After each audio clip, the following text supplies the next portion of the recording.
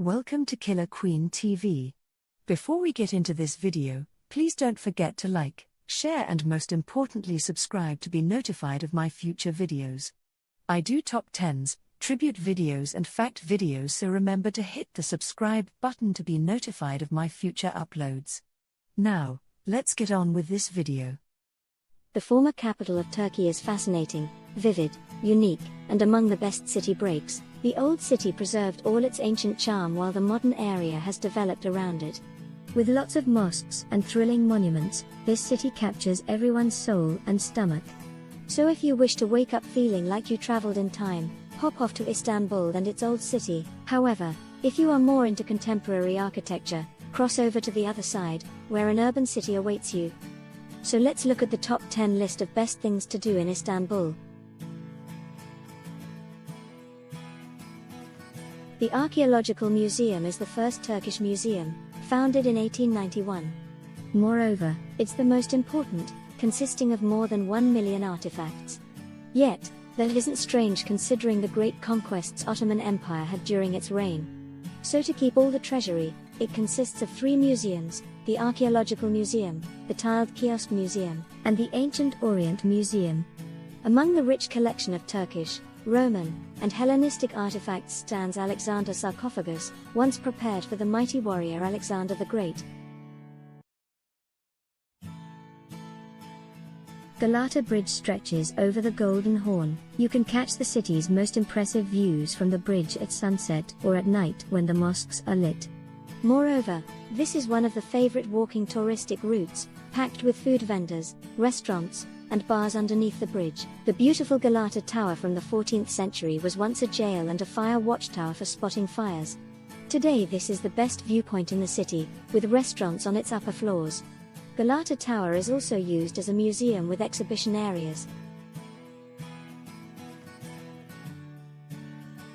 Urban Taksim Square is the central part of modern Istanbul, packed with restaurants, hotels, and shops. Moreover, this is where Istiklal Avenue ends, but it is also a stop for nostalgic Istiklal Caddesi tram. Today it is a leading transportation hub in the city. On Taksim, all major shows are held, such as all significant public concerts, parades, New Year's Eve celebrations, etc. Dominating the square is the Independence Monument, honoring the formation of the Turkish Republic and the Turkish Independence War. Next to Taksim is a beautiful Gezi Park, perfect for resting and observing vivid city life. Moreover, there are 2 charming neighborhoods from the square. These are Cihangir, known for excellent coffee, and Kukakuma, prized for its antique shops. This pedestrian street is the busiest in Istanbul, filled with boutiques, cafes, restaurants, pubs, nightclubs, and much more. Therefore, this is one of the places to visit in Istanbul at night. Moreover, 0.87 miles long, 1.5 kilometers, Istiklal Avenue is surrounded by gorgeous buildings from the 19th and early 20th centuries. One of the boulevard's attractions is a historic Istiklal Caddesi tram with 3 stops on the crowded pedestrian street.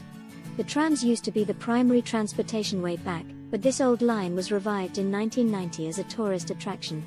The avenue hosts parades and festivals, including the International Istanbul Film Festival, the oldest of its kind in Turkey.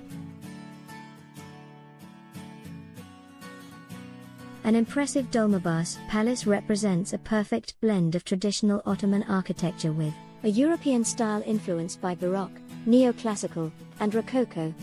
Settled at the Bosphorus coastline, this is one of the most beautiful places in Istanbul, often compared to the Versailles Palace for its beauty. The exterior is stunning, occupying over 11 acres. Moreover, the interior is also marvelous, holding the world's largest Bohemian crystal chandelier.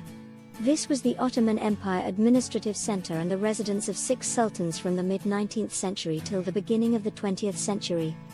The last resident was Ataturk, the founding father of the Republic of Turkey, who died here in 1938. Thank you for watching Killer Queen TV this far.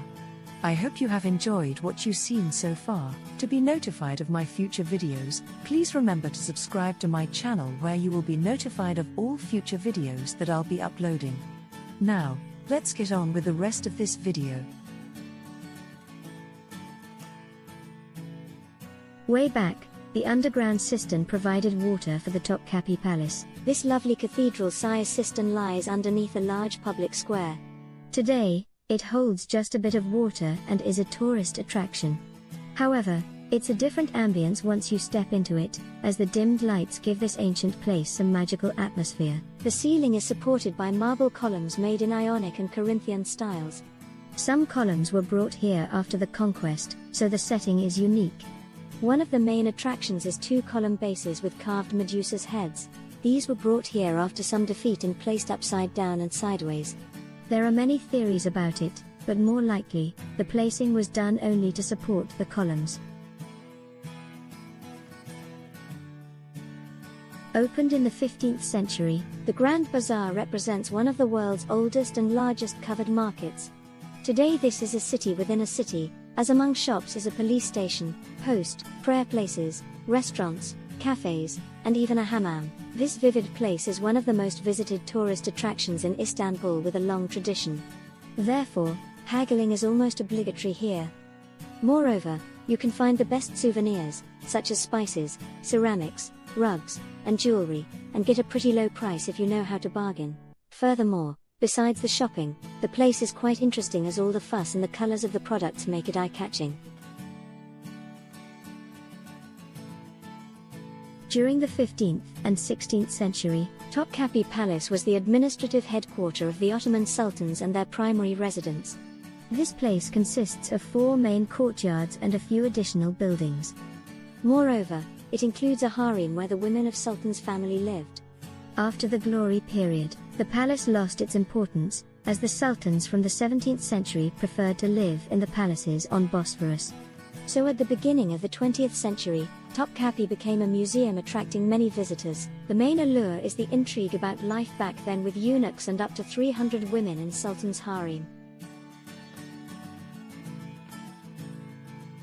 The Sultanahmet Mosque, also known as Blue Mosque, is one of the most impressive landmarks in Istanbul. This gorgeous structure was built between 1609 and 1616 on the remains of an old Byzantine palace. It has 6 minarets surrounding it, and is still active and closed for tourists during prayers. Blue Mosque is named after the hand-painted blue tiles used for decorating the interior. Moreover, the decoration is quite interesting, with many stained glass windows, ornaments, impressive chandeliers, and floors covered with carpets. The mosque is lit up during the evening, gaining an even more impressive look. Therefore, it's one of the best places to visit in Istanbul. Hagia Sophia or Hagia Sophia has a turbulent past and perhaps the future. It was built in 537 and was the largest church in the Byzantine Empire. Later, in the 15th century, minarets were added to the church. Finally, it was repurposed as a mosque before it became a museum in 1935. However, this use didn't last long, as in 2020, it was again altered into a mosque. The interior of Hagia Sophia is impressive and like no other. It represents a collision of 2 religions, so you can see remnants of Christian and Muslim religious influences inside.